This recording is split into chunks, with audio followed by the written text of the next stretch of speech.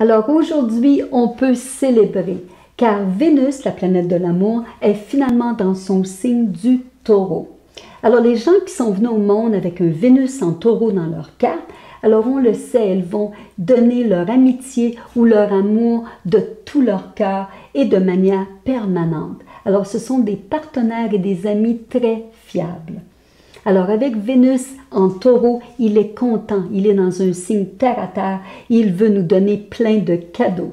Alors avec Vénus en Taureau, c'est le temps qu'on peut démontrer notre affection, notre amour, notre sincérité et d'être très ouvert à recevoir et donner de cet amour. Alors c'est le temps aussi de démontrer notre dédication, notre dévotion à une cause et d'apprendre à faire confiance dans les autres personnes. C'est aussi un très bon temps pour mettre une priorité à notre joie à nous. Et comment on fait ça? Alors il faut essayer de trouver notre joie intérieure. Pas évident, mais c'est avec ça qu'on va être vraiment de vrais amis, de vrais partenaires, de vrais bons collègues. Aussi, Vénus est intensifiée parce qu'en ce moment, on a Mercure et Raoult en Taureau. Et les trois ensemble, c'est la parfaite combinaison pour semer des graines d'amour et d'inspiration. Et en même temps, de trouver plein de manières de montrer cet amour-là aux gens qu'on aime. On a aussi Ketu qui est en Scorpion, 180 degrés, opposé à Vénus en Taureau. Et lui, avec toute sa passion, veut nous aider à se dépasser dans cet amour et en même temps de promouvoir la bonté et la générosité. Et on en a besoin parce qu'en même temps, on a un transit qui est plus difficile, qui lui va tester notre affection et notre amour. Alors ce transit, c'est avec bien sûr Saturne et Pluton, les deux maléfiques en Capricorne, et ils font un transit qu'on appelle le 6-8 ou le Quincunx avec Mars en Gémeaux. Alors on le sait, Mars qui est la planète de feu, qui est très demandant et rempli d'énergie, en Gémeaux, peut avoir une attitude un peu comme c'est à prendre ou à laisser, c'est tout ou rien. Alors avec une attitude comme ça, on ne peut pas vraiment avoir de collaboration ou vraiment faire confiance dans les autres. Alors Mars, qui est une planète de feu dans un signe d'air Gémeaux, c'est la parfaite combinaison pour une explosion. Et Saturne et Pluton ensemble en Capricorne vont se sentir les pieds liés. Alors ils se sentent restreints.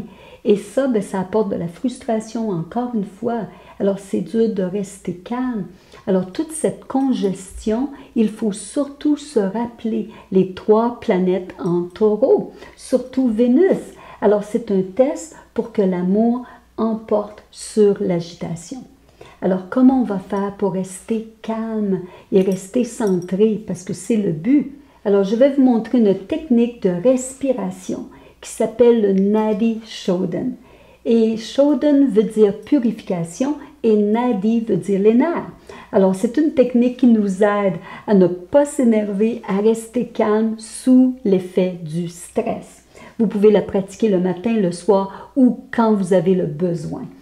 Alors, la bonne nouvelle, c'est que quand on inspire ou on retient la respiration et on expire, on va rester au compte de 5. Vous pouvez vous rendre jusqu'à 10 si vous êtes capable. Alors, on commence et de l'autre main, vous allez compter jusqu'à 5. Alors, on y va. Alors, je retiens, je ferme toujours la narine droite. Je commence avec la narine gauche parce qu'elle est plus yin, plus calme.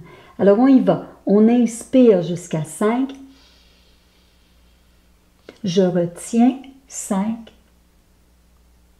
et j'expire de la droite 5. Je vais inspirer de la droite 5. Je retiens 5 et j'expire de la gauche 5.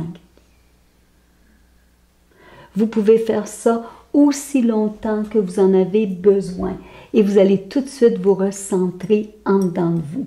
Alors, bonne technique de respiration, bonne semaine avec Vénus en Taureau.